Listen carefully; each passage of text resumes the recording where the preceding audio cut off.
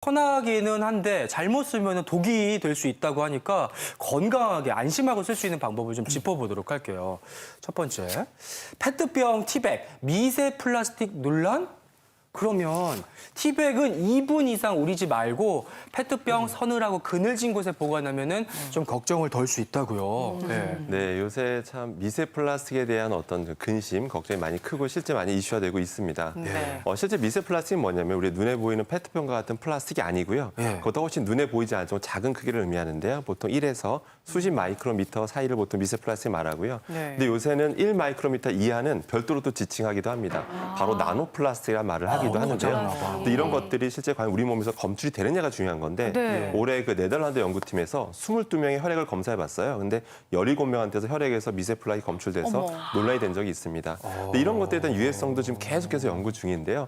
뭐 암이라든지 위장관 질환이라든지 뭐 면역세포, 그다음뿐만 아니라 뭐 여러 가지 심장이라든지 뭐 뇌라든지 이런 거에 영향을 줄 수 있다는 결과도 있는 만큼 각별한 주의가 필요합니다. 그럼 도대체 이런 것들이 왜 나오는지가 중요한 거겠죠. 네네. 대표 어디서 나오는지 말씀드리면 먼저 페트병이라든지 페트병. 뭐 티백이라든지 아니면 예를 들어 종이컵이라든지 아니면 물티슈라든지 어머나. 아니면 또 플라스틱이 들어가 있는 화장품이라든지 이런 것들이 1차적으로 나올 수가 신기하다. 있고요. 2차적으로는 우리가 산업용, 어업용으로도 플라스틱을 많이 쓰거든요. 근데 그런 것들이 나중에 폐기하게 되면 그런 것들이 나중에 분해돼서 다시 2차적으로 플라스틱이 또 만들어지게 됩니다. 그래서 우리가 은연중에 많이 노출되게 되는 건데요. 근데 너무 걱정하지 마시고요. 가장 중요한 거는 이것이 노출되지 않게끔만 주의하면 되기 때문에 네. 주의사항은 꼭 숙지하셔야 되겠습니다. 근데 교수님 그 티백이요 우리가 차 우려 먹는 거 종이 티백이잖아요. 근데 거기서도 왜 종이에서 플라스틱이 나와요?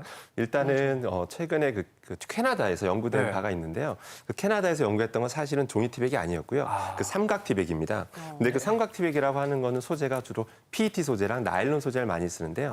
보통 그런 게 나일론이랑 있더라고. 기재돼 있을 때 있는데 진짜. 나일론 안 적혀 있을 때도 많습니다. PA라고만 적혀 있을 때도 있고 폴리아미드 또는 아마이드라고 적혀 있을 때도 있습니다. 그냥 같은 나일론이라 보시면 되는데요. 그게 처음부터 그 모양일 리는 없잖아요. 네네. 반드시 가공하고 성형해야 돼요. 사출 성형을 해야 되는데 그때 만약에 그 원 재료에서 수분이 조금이라도 함유하고 있다면 예. 그 상태에서 가공하게 되면 이게 사슬이 끊기게 돼요. 그래서 미세 플라스틱이 발생하기 때문에 거기다 물을 붓거나 뜨거운 물을 붓게 되면 미세 플라스틱이 그래서 발생하게 됐던 녹아 겁니다. 나온다고. 네, 맞습니다. 네. 저도 사실은 뭐 티백 많이 우려 먹고 그러니까요. 하는데 물티슈 그러니까요. 쓰고 좀 어떻게 하면 안전하게 사용할 수 있을까요, 교수님? 네, 일단 식약처 공고사항을 우리가 잘 지켜볼 필요가 있는데요. 식약처에서는 이런 미세 플라스틱을 인지하고 티백 같은 경우에는 시간을 딱 정해줬습니다. 딱 2분 정도를 정해줬는데요. 2분 정도 내에서만 우려내도 충분히 좋은 성분 나오기 때문에 2분 이상은 노출시키지 말라고 하고 있습니다. 그럼 미세 플라스틱이 많이 나오기 때문입니다. 그다음에 이제 페트병에 관련해서는 이게 직사광선에 너무 오랫동안 노출되게 되면 이 고분자 사슬이라고 하는 것들이 잘 분해가 됩니다. 그럼 더 과량 미세 플라스틱이 발생할 수 있기 때문에 네. 반드시 직사광선이 아닌 그늘진 곳에 보관하고요. 섭취하실 때는 반드시 유통기한 확인하셔서 유통기한 이내 것만 섭취하시기를 바라겠습니다.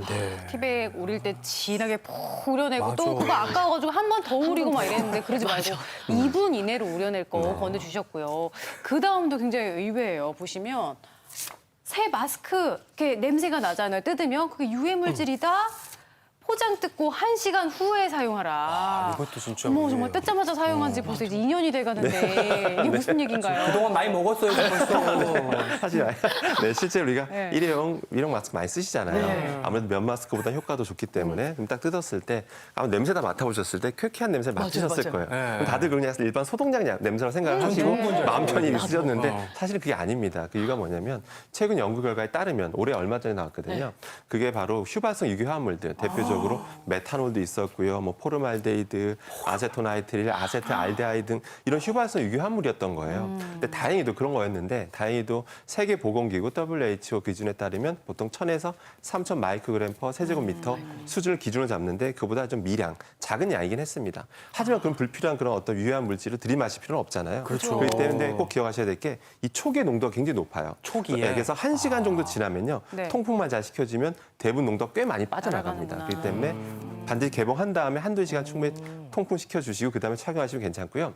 근데 많은 분들이 궁금해하시는 게 이제 우리나라 결과입니다. 그렇지. 아까 이제 그건 해외 결과였잖아요. 근데 우리나라가 평소에 쓰던 우리가 지금 국내에서 기준을 삼고 있는 KF94랑 KF80으로 실험한 건 사실 아닙니다. 거기 실험했던 건 무슨 수술용 방역용으로 쓰는 뭐 다른 별도의 뭐 N95 이런 걸로 썼던 거거든요. 그래서 근데 우리나라 그 기준을 한 건 아니지만 2019년 저희가 국내 검사를 해봤는데 그 기준치에 적합 기준으로 나오긴 했습니다. 그래서 아주 우려할 정도는 아닌데 그래도 네. 한 가지 확실한 거는 유해한 화학물질이 있는 건 팩트입니다. 그때 반드시 한두 시간 개봉 후에 사용하시길 바라겠습니다. 네, 정말 뭐 내 몸처럼 매일 쓰는 것인 만큼 미리미리 좀 준비해 둬야 될 것 같고요.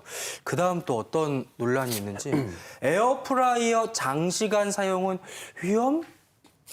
조리 시간은 30분 이하, 발연점 높은 기름을 사용하는 게 중요하다. 그렇군요. 네, 요새 많이 맞습니다. 쓰거든요. 네, 요즘 에어프라이기는 정말 뭐 필수품이 돼서 그러니까요. 뭐든지 아마 다 있는 걸 알고 있는데요.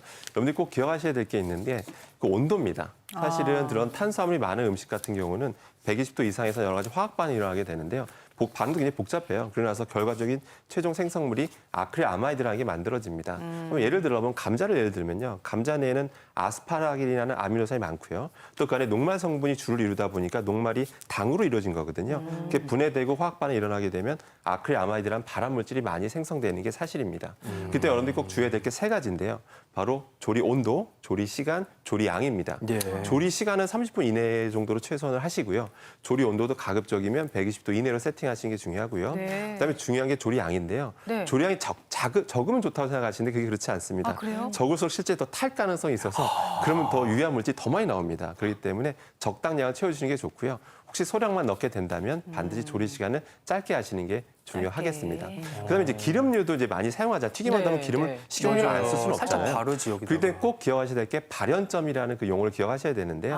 발연점이 높은 걸 쓰셔야 됩니다. 대표적인 게 아보카도유, 카놀라유, 그다음에 포도씨유 같은 것들인데요. 그게 발연점이 높고요. 네. 발연점이 상대적으로 낮은 게 이제 올리브유인데요. 맞아요. 실제 실험 결과도 있습니다. 올리브유 가지고 180도에서 30분 정도를 조리를 해봤어요. 했더니 예. 일반 상온 보관한 것보다 유해한 화학물질인 알데히드류가 굉장히 많이 발생했다라는 영국 드몽포트 대학 결과도 있는 만큼 각별한 주의가 필요하겠습니다. 근데 에어프라이어도 보면 음식 종류에 따라서 또 사용 방법도 좀 달라져야 될까요, 교수님? 네, 맞습니다. 실제로 식품의약품안전처에서 공고를 하고 있어요. 그 시간에 대해서, 조리 시간에 대해서. 예를 들어서 감자튀김이라고 한다면요. 감자튀김. 한 190도 정도에서 30분 이내로 하라고 공고하고 있고요. 네. 토스트 같은 경우에는 보통 180도에서 한 15분 이내, 15분 이내 정도로 공고하고 있으니까요. 각종 이 시간 같은 거 잘 주의하시고요.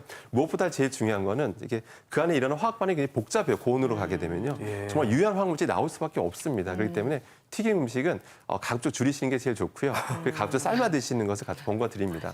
그다음 중요한 게 에어프라이기 많이 쓰시니까 꼭 네. 세척에 또 신경 써야 되는 게 네, 네. 이게 거친 수세미로 너무 박박 문지르시는 분들이 맞아요. 많으신데 네. 그러시면 안 됩니다. 그러면 수명의 내구성이 떨어지기 때문에 부드러운 스펀지 수세미를 활용하셔서 소량 세제만 묻혀서 세척하시기를 바라겠습니다. 감자튀김을 삶아 먹을 수는 없는데 감자를 삶아 드시는 게 제일 좋은 거예요. 술 먹어야 될 것 같기도 하고. 그냥 감자를 삶아 먹는 거예요. 감자 삶아 어렵네, 드시는 거예요. 어려워. 아유, 참. 많이 사용하시는 만큼 그래도 안전한 사용법 잘 숙지해 두시길 바라겠고요.